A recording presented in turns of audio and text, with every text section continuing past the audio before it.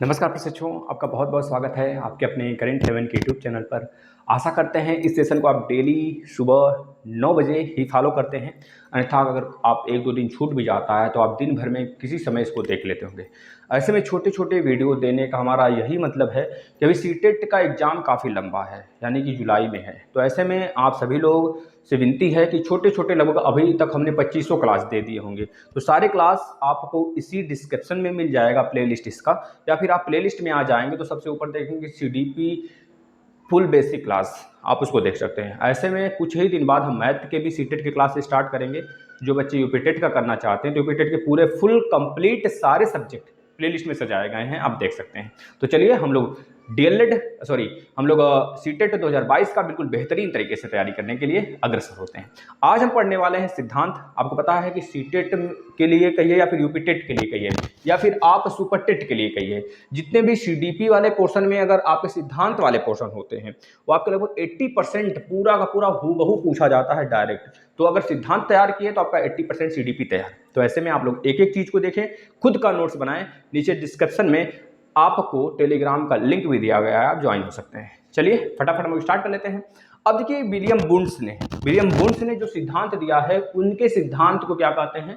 संरचनावाद का सिद्धांत। क्या कहते हैं? संरचनावाद का सिद्धांत कहते हैं। ये जर्मनी के मनोवैज्ञानिक होते हैं, बस इतना याद रखना। संरचनावाद का सिद्धांत किसने दिया है?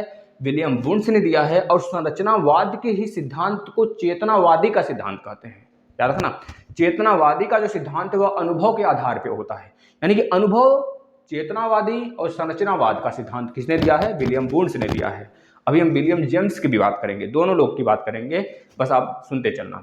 इन्होंने कहा कि वे चेतना हमारे हर अनुभव का आधार होता है। क्या कहा इन्होंने?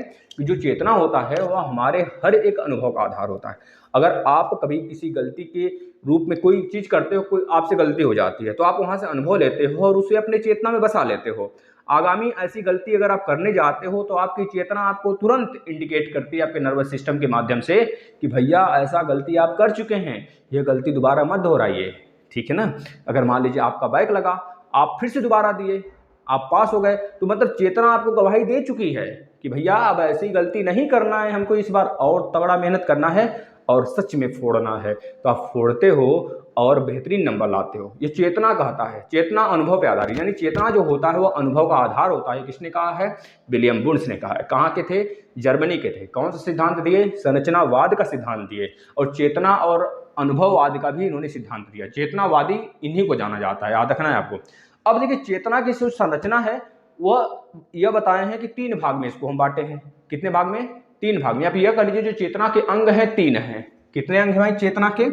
चेतना के 3 अंग इन्होंने बताया है। कितने अंग बताए भाई?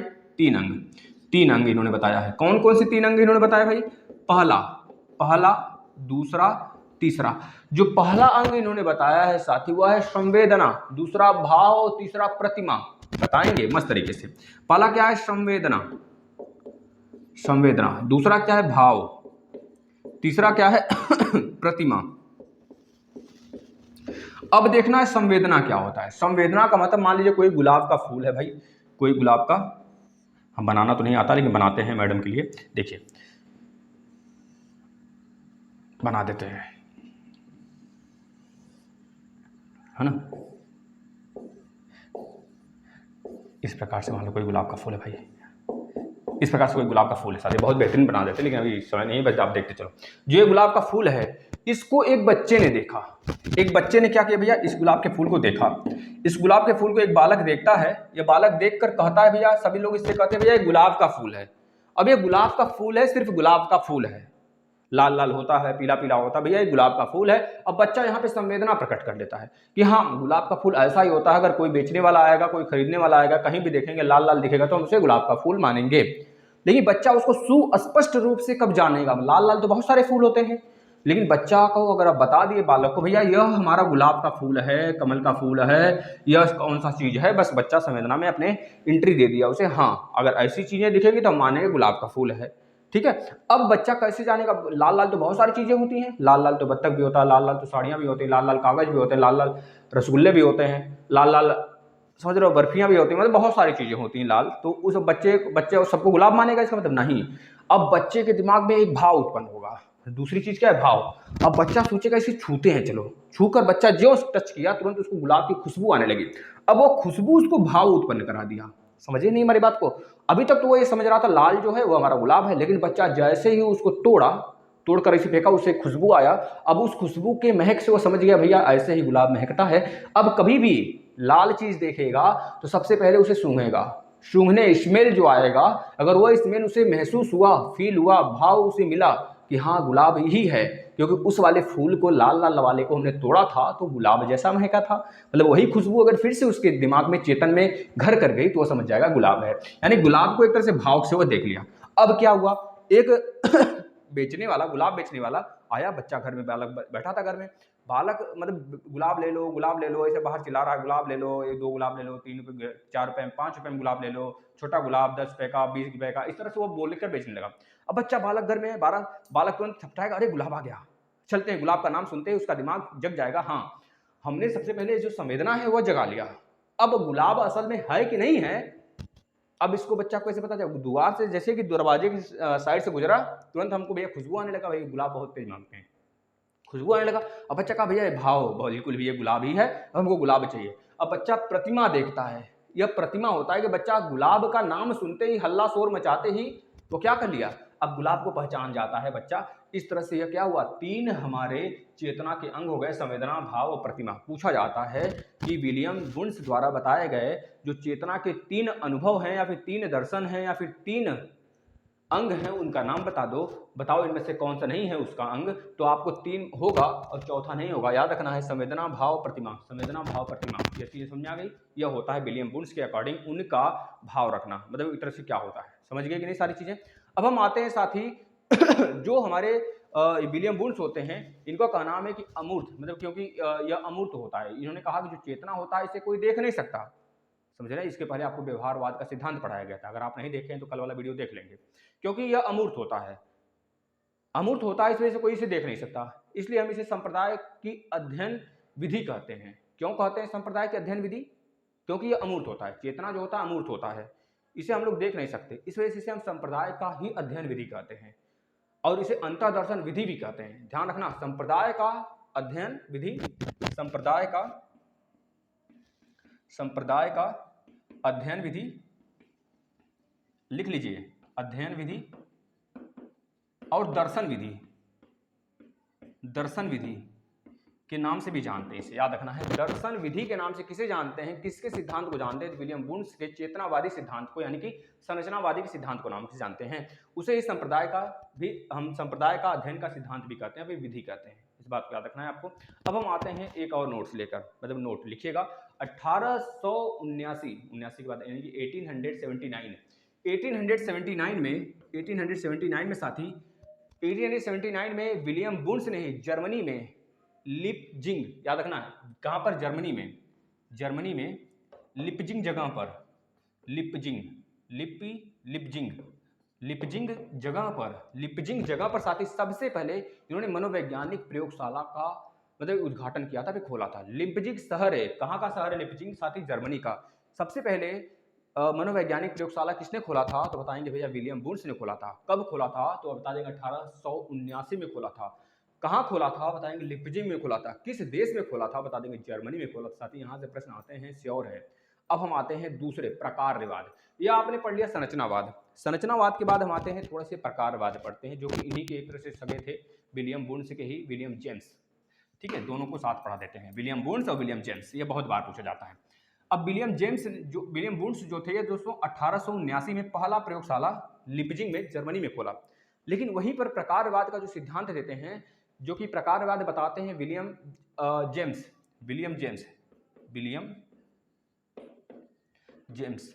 जेम्स के सिद्धांत को कहते हैं प्राकारवाद।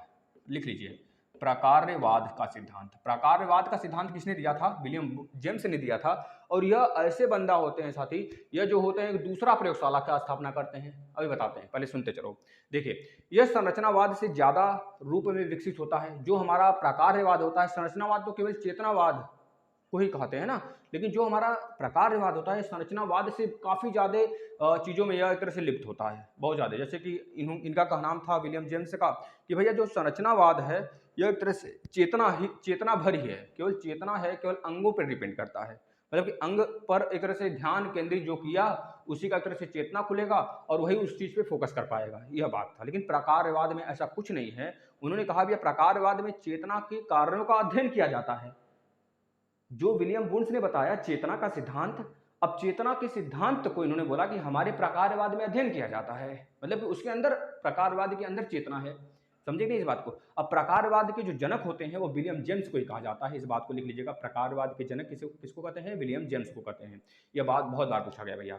एक तरह से सहायक जॉन डीवी थे, जॉन डीवी प्रकारवाद में एक तरह से जब यह विलियम जेम्स ने एक तरह से सिद्धांत दिया तो उसके सहायक के रूप में जी डीवी करके थे, ये भी थे, लिख लीजिए जॉन डीवी। इनका नाम था जे डीवी नहीं, जॉन डीवी के नाम से जानते हैं, जॉन डीवी। ये भी एक तरह से सहायक के रूप में थे प्रकारवाद में, जेम्स विलियम जेम्स के साथ में मिले थे और एक सहायक के रूप में थे। मैंने कहते हैं भाई कि एक तरह से सेक्रेटरी, तो उस प्रकार से थे। अब देखना, हमने बताया 1800 कब बताया भाई, जो इन्होंने 1879 में सबसे पहले एक तरह से मनोवैज्ञानिक प्रयोगशाला खोला इन्होंने, कहाँ पर? लिपजिंग शहर में, जर्मनी में। अब दूसरा मनोवैज्ञानिक प्रयोगशाला किसने खोला, ये भी पूछ लिया जाता है 1890 में। 1890 में दूसरा मनोवैज्ञानिक प्रयोगशाला किसने खोला साथी? विलियम जेम्स ने खोला। कहाँ खोला, इस बात को याद रखेंगे दोस्तों, यह कैम्ब्रिज विश्वविद्यालय, कैम्ब्रिज शहर में, कैम्ब्रिज विश्वविद्यालय नहीं, कैम्ब्रिज शहर में दूसरा इन्होंने एक तरह से मनोवैज्ञानिक प्रयोगशाला इन्होंने खोला दोस्तों, इसको याद रखेंगे। अब मूल प्रवृत्ति शब्द जो दिया गया था इनके द्वारा दिया गया था, याद रखना भाई। यहाँ पे देखिए दो प्रश्न बनेंगे। हमने पढ़ा दिया है मैकडूगल का सिद्धांत, जिन्होंने नहीं पढ़ा मैकडूगल का सिद्धांत आप पढ़ लीजिएगा। मैकडूगल ने 14 मूल प्रवृत्तियां दिए थे, उसमें संवेग पर आधारित थे, 14 संवेग पर आधारित 14 मूल प्रवृत्तियां उनकी थी। इस प्रकार से जो यह थे आपके विलियम जेम्स थे साथी, इन्होंने सबसे पहले मूल प्रवृत्ति शब्द दिया, याद रखना। अगर आपसे पूछा जाता है मूल प्रवृत्ति, यह सब एक एक प्रश्न अपने एग्जाम के दृष्टि से बहुत ही ज्यादा महत्वपूर्ण है। मूल प्रवृत्ति का शब्द केवल किसने दिया था? यह विलियम जेम्स ने दिया था। लेकिन मूल प्रवृत्ति 14 भागों में, या फिर मूल प्रवृत्ति के एक तरह से फादर या फिर जनक किसे कहा जाता है? वो मैकडूगल को कहा जाता है। इस बात को याद रखना, घर में चिह्न करके बैठा लेना। अब थोड़ा सा और कुछ जान लेते हैं विलियम जेम्स के बारे में। दोस्तों याद रखना, विलियम जेम्स ने the principle of psychology the principle of psychology नामक बुक भी इन्होंने लिखा है। याद रखना, जो जेम्स थे साथी, विलियम जेम्स, उन्होंने द प्रिंसिपल ऑफ साइकोलॉजी नामक बुक भी उन्होंने लिखा है। याद रखना, इनको मनोविज्ञान का जनक भी कहा जाता है। मनोविज्ञान के जनक किसे कहा जाता है? वह इन्हें नहीं, किसे कहा जाता है? विलियम जेम्स को क्या कहा जाता है? मनोविज्ञान का जनक कहा जाता है। मनोविज्ञान का जनक किसे कहा जाता है? विलियम जेम्स को कहा जाता है। एक तरह से साथी विलियम जेम्स ने इसके अलावा आत्मसंपत्त्य, क्या नाम है? आत्मसंपत्त्य की अवधारणा सेल्फ कॉन्सेप्ट भी दिए हैं। अवधारणा सेल्फ कॉन्सेप्ट थ्योरी एक है, इसको भी इन्होंने बताया है, कॉन्सेप्ट थ्योरी इन्होंने ही दिया, याद रखना है। दोस्तों सबसे बड़ी चौंका देने वाली बात यह थी जब विलियम जेम्स ने यह कहा कि जो हमारा सिद्धांत है, जो हमारा प्रकारवाद सिद्धांत है दोस्तों, यह कहीं चेतना से कहीं ज्यादा सक्षम है और यह क्या काम करता है? एक ही साथ, एक ही क्षण में भूत भविष्य और वर्तमान की बातें सोच सकता है। एक ही बार में, एक ही समय प्रकारवाद जो है चेतना के सिद्धांत को पहली बात तो प्रतिपादित करता है और एक ही समय यह क्या काम कर सकता है? भूत का, भविष्य का और वर्तमान का, तीनों बातें सोच सकता है। मतलब अगर आज हम आपको पढ़ा रहे हैं तो हम यह भी सोच रहे हैं कि पढ़ाने के बाद हमें एक रिजल्ट देंगे बच्चे, अच्छा खासा व्यूज लाएंगे, बहुत मजा आएगा। और हम एक तरह से भविष्य का भी सोच लिए कि हाँ हम फिर ऐसा एक वीडियो बनाएंगे। हमने कल वाला वीडियो बनाया था तो आज हम यह सोच रहे हैं कि भाई कल वाला जो वीडियो बनाया था बच्चे बहुत अच्छे से देखेंगे इस वीडियो को देखने के बाद, क्योंकि हमने वो पास्ट में किया। अब भविष्य का भी सोच रहे हैं, वर्तमान में पढ़ा रहे हैं। ये तीनों चीजें जब एक साथ चलती हैं तो इन्होंने कहा था विलियम जेम्स ने, ये तीनों चीजें हमारे प्रकारवाद में ही केवल संभव हैं। यह बात आप याद रखेंगे। किसने कहा था? भूत भविष्य वर्तमान हमारे ही सिद्धांत से निर्णय निकलता है इसका, तो विलियम जेम्स ने कहा था अपने प्रकारवाद के सिद्धांत में। साथ ही याद रखना है दोस्तों, एक तरह से कह लीजिए कि चेतना का धारा प्रवाह, स्ट्रीम, कॉन्सिक्वेंसेस, यह एक तरह से इसे ही कहा जाता है, विलियम जेम्स को ही कहा जाता है, विलियम जेम्स की थ्योरी को कहा जाता है। इस बात का याद रखना। एक चीज इसमें और है साथी, बस लास्ट है, इसको लिख लीजिएगा। इसके अलावा विलियम जेम्स ने साथी यह भी कहा था कि संवेग के दौरान व्यवहार, लिखिएगा, विलियम जेम्स ने क्या कहा था, संवेग के दौरान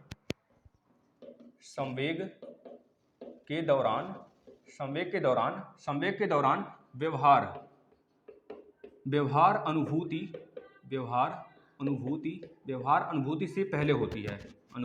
से पहले होती है, जो व्यवहार होता है वो अनुभूति से पहले होती है, मतलब कि अनुभव से पहले। आप किसी चीज को अनुभव करने वाले हैं, अनुभूति आपको हो गई, हाँ हमको इसने बहुत डांटा आज, उसकी अनुभूति आपको हो गई, उससे पहले ही संवेग के दौरान व्यवहार हो जाता है। समझ रहे हो, कोई संवेग होने से पहले व्यवहार होता है, उसके बाद अनुभूति होती है कि सच में हमने यह काम गलत कर दिया, यह काम बहुत अच्छा कर दिया। तो याद रखना है, इसे जेम्स लैंग सिद्धांत के नाम से जानते हैं। इस पूरे संरचना को जेम्स लैंग सिद्धांत के नाम से जानते हैं, सिद्धांत के नाम से जानते हैं। यह बात भी किसने कहा था, विलियम जेम्स ने कहा था। समझ में आ गया भैया, प्रकारवाद किसका है, विलियम जेम्स का है, संरचनावाद, चेतनावाद, अनुभववाद तो किसका है, तो बता देंगे भैया विलियम वुंश का है। बताओ मजा आया कि नहीं। ऐसे ही सारे क्लास हम चलाते हैं साथी, आप मस्त तरीके से बने रहिए। प्लीज़ आपसे विनती है कि स्टेटस अपने दोस्तों को जोड़िए, बताइए उनको भैया कि छोटे छोटे ही वीडियो अभी पढ़ लोगे ना, तभी जाके बहुत मजा आएगा। एक एक टॉपिक पढ़ोगे तभी तो समझ में आएगा भाई डिटेल में। अब आपको एक ही साथ बहुत सारा चीज़ दे दिया जाए तो खाने के आप कुछ नहीं खाओगे। इस तरह एक एक चीज़ें देते चलें, आते समय बस 1-1.5 महीने बाद आप अपने आप को सच में यहाँ से यहाँ पाओगे। मज़ा ना आ जाए तो कहना, पढ़ाई का यही असली मजा है कि एक एक टॉपिक क्लियर करते चलें। लास्ट में महामैराथन लगाएंगे, 200 1-1000 500 क्वेश्चन भी करेंगे, घबराना मत। साथ हैं तो लास्ट तक, अंत तक साथ में रहेंगे साथी, सिलेक्शन तक। धन्यवाद।